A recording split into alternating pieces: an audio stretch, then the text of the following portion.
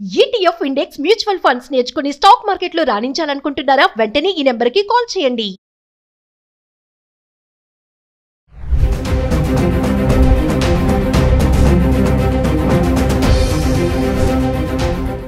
నమస్తే, నా పేరు doctor Solomon Raj, advocate, supreme court of India. Welcome to Suman TV.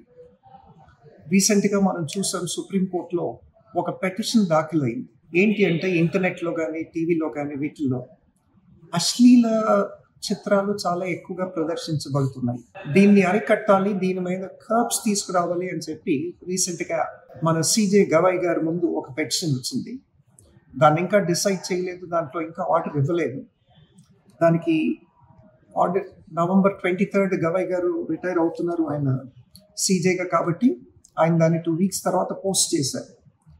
దాంట్లో ఏమవుతుంది అన్నది చూడాలి. ఇప్పుడు అశ్లీల చిత్రాలు, తర్వాత పోర్నోగ్రఫీ, ఇండీసెంట్ ఆబ్సీనిటీ, వీటి మీద లాస్ ఏమున్నాయి ఇండియాలో అని అనుకుంటే, సుప్రీంకోర్టు వారు దీనిపైన ఎట్లాంటి జడ్జిమెంట్ ఇస్తారు ఏంటి అన్నది కాకుండా, మనకి అసలు చట్టాలు ఉన్నాయా ఇండియాలో, వీటిపైన చట్టాలు ఉంటే ఏం చట్టాలు, మరి ఆ చట్టాలన్నీ కూడా ఈ అశ్లీల చిత్రాల పైన కానీ వీటిపైన కానీ ఎందుకు ఇవి లాగు అవ్వట్లేదు అని అనుకుంటే, సెక్షన్ 294 ఆఫ్ బిఎన్ఎస్, సెక్షన్ 294 ఏం చెప్తుందంటే, ఏది కూడా ఆబ్సీన్ ఉన్నా కానీ, లేదంటే లాషివియస్ కాంటెంట్ ఉంటే, సెక్సువల్లీ అరౌజింగ్ కాంటెంట్ ఉంటే అది తప్పు, అట్లాంటివి ఎగ్జిబిట్ చేయకూడదు, ఎక్స్ప్లిసిట్లీ వాటిని ప్రదర్శించకూడదు అని చెప్పి చాలా క్లుప్తంగా మనకి సెక్షన్ 294 ఆఫ్ బిఎన్ఎస్ చెప్తుంది. అది కాకుండా section 67 of the IT act కూడా ఇట్లాంటి వాటిని, యాక్చువల్లీ ఆబ్సీనిటీ అన్న వాటిని ప్రదర్శించకూడదు. అది సినిమాలో అయితేనేంటి, అది మ్యాగజైన్లో అయితేనేంటి, అది పేపర్లో అయితేనేంటి, లేదంటే ఇంటర్నెట్లో అయితేనేంటి, ఇట్లాంటివి ప్రదర్శించకూడదని 2 గొప్ప చట్టాలు మనకు ఉన్నప్పటికీ, వాటి మీద సెక్షన్ 294కి 2 ఏళ్ల పనిష్మెంటు, 5,000 జుర్మానా ఉంది. సెక్షన్ 67 ఆఫ్ ఐటీ యాక్ట్కి వచ్చేసి 3 ఏళ్ల పనిష్మెంట్, తర్వాత 5,000 రూపాయల జుర్మానా కూడా ఉంది. అయినప్పటికీ ఎందుకు ఇంతగా మన పిల్లలు వీటి వల్ల యాక్చువల్లీ పాడైపోతున్నారని పెటిషన్లో రాయడం జరిగింది. పిల్లలు దీనివల్ల ప్రభావితం అవుతున్నారని చెప్పి కూడా పెటిషన్లో మెన్షన్ చేయడం జరిగింది. మరి ఇంటర్నెట్ కాంటెంట్ కానీ, టీవీ కాంటెంట్ కానీ, మ్యాగజైన్ కాంటెంట్ కానీ, న్యూస్ పేపర్స్ కాంటెంట్ కానీ ఎంతవరకు పిల్లల పైన ఈ ప్రభావం చూపిస్తుంది అన్నది ఒక ముఖ్యమైన అంశం. దీని మీద ఇంకా డిసైడ్ చేయాల్సి ఉంది. ఇట్లాంటి చట్టాలు ఉన్నప్పటికీ ఎందుకు అందులో ఇప్పుడు ఈ ప్రొవోకింగ్ ఆబ్సీన్ మెటీరియల్ ఎవరిది పోర్ట్రే అవుతుందంటే, ఎస్పెషలీ విమెన్, ఆడవాళ్ళని అశ్లీలంగా చూపించడం సినిమాల్లో కానీ, తర్వాత సీరియల్లో కానీ. ఈ మధ్య మనం చూస్తే ఎన్నో మ్యూజికల్ ప్రోగ్రామ్స్ వస్తున్నాయి, మ్యూజికల్ కాంపిటీషన్స్ వస్తున్నాయి. వీటన్నిటిలో కూడా చూస్తే చాలా వరకు సగం బట్టలే వేసుకొని ఉన్నారు. ఇదంతా కూడా అశ్లీలం. వీటన్నిటినీ కూడా మరి ఐటీ యాక్ట్ ఉంది, సెక్షన్ 67, ఎందుకు దీనిపైన ఇంప్లిమెంట్ చేయట్లేదు? ఎందుకు ఈ చట్టాలు వీళ్ళందరి మీద ఇంప్లిమెంట్ చేయట్లేదు? ఎందుకు ఆడవాళ్ళనే లో లైట్లో చూపిస్తున్నారు? ఆడవాళ్ళని అశ్లీలంగా ఎందుకు చూపిస్తున్నారు? డీగ్రేడింగ్గా ఎందుకు చూపిస్తున్నారు? మనకు ఆల్రెడీ ఆడవాళ్ళకి సంబంధించి ఒక స్పెసిఫిక్ లా కూడా ఉంది. అది indecent representation of women protection act 1986 అని. 1986లోనే ఈ యాక్ట్ వచ్చినప్పటికీ ఇప్పుడు దాకా కూడా దీన్ని ఇంప్లిమెంట్ చేయలేదు. ఎందుకు స్టేట్ గవర్నమెంట్స్ కానీ, లేదంటే సెంట్రల్ గవర్నమెంట్స్ కానీ చేయట్లేదు? మనం చూస్తున్నాము, ప్రతి స్టేట్ గవర్నమెంట్కి కూడా ఒక పబ్లిక్ రిలేషన్స్ డిపార్ట్మెంట్ ఉంటుంది. ఈ పిఆర్ వీళ్ళంతా ఏం చేస్తున్నారు? ఎందుకు ఈ కాంటెంట్ అంతా కూడా అబ్జర్వ్ చేసి స్టేట్ ఎందుకు వీరందరి పైన యాక్షన్ తీసుకోవట్లేదు?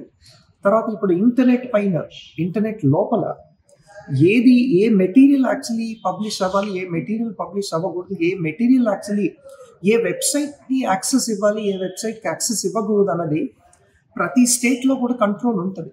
మరి ఈ కంట్రోల్స్ అన్ని ఎందుకు స్టేట్ గవర్నమెంట్స్ కానీ, ఇండియాలో సెంట్రల్ గవర్నమెంట్స్ కానీ తప్పుతున్నాయని నేను ప్రశ్నిస్తున్నాను. ఎందుకు వీళ్ళు వీటిని కంట్రోల్ చేయట్లేదు? ఇప్పుడు ఇంటర్నెట్ తీసుకొని గూగుల్లో కొడితే మీకు పోర్నోగ్రఫీ, మీరు ఏ వెబ్సైట్కి వెళ్ళినా లిటరలీ పోర్నోగ్రఫీ. మీరు ఈ మధ్య యూట్యూబ్ జీబీ ఓపెన్ చేసినా కానీ ఏదో ఒకటి దాంట్లో పోర్నోగ్రఫీ, షార్ట్స్ చూసిన పోర్నోగ్రఫీ, రీల్స్ చూసిన పోర్నోగ్రఫీ. పాక్సో యాక్ట్ కూడా చెప్తుంది, పిల్లల పోన్ కాంటెంట్ అన్నది it's absolutely illegal in India. వేరే కంట్రీలో లీగలైజ్ అయి ఉండొచ్చు, ఇండియాలో మటుకు అది ఇల్లీగల్. ఇందాక చెప్పినట్టు indecent representation of women protection act 1986 ఉంది. ఇది ఉన్నప్పటికీ ఎందుకు విమెన్ అందరినీ కూడా బ్యాడ్ లైట్ లో చూపిస్తున్నారు అన్నది ఒక ప్రశ్న. స్టేట్ గవర్నమెంట్స్ వీటిని కర్బ్ ఎందుకు చేయట్లేదు? స్టేట్ గవర్నమెంట్ వీటిపైన పనిష్మెంట్స్ ఎందుకు ఇవ్వట్లేదు? సెంట్రల్ గవర్నమెంట్స్ ఇట్లాంటి వెబ్సైట్స్ కి యాక్సెస్ ఎందుకు వస్తుంది?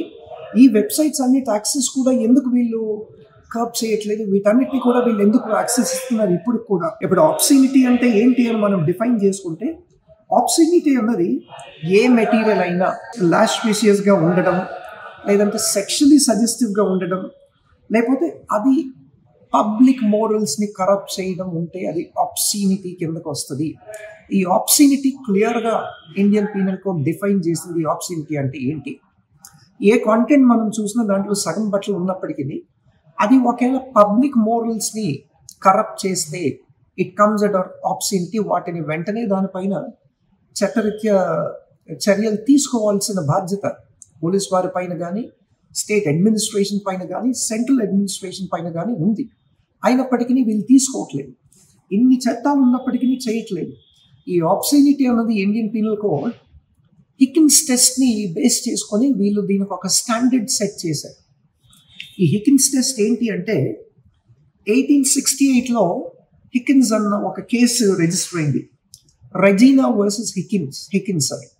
వీటిలో విక్టోరియా కోర్ట్ ఏం చేసిందంటే ఆబ్సినిటీ అంటే ఏంటి, వల్గారిటీ అంటే ఏంటి, దీన్ని డిఫైన్ చేయడం జరిగింది. దేని కింద ఆబ్సినిటీ కింద వస్తుంది, దేని కింద వల్గారిటీ వస్తుంది, దీనికి కొన్ని స్టాండర్డ్ సెట్ చేశారు.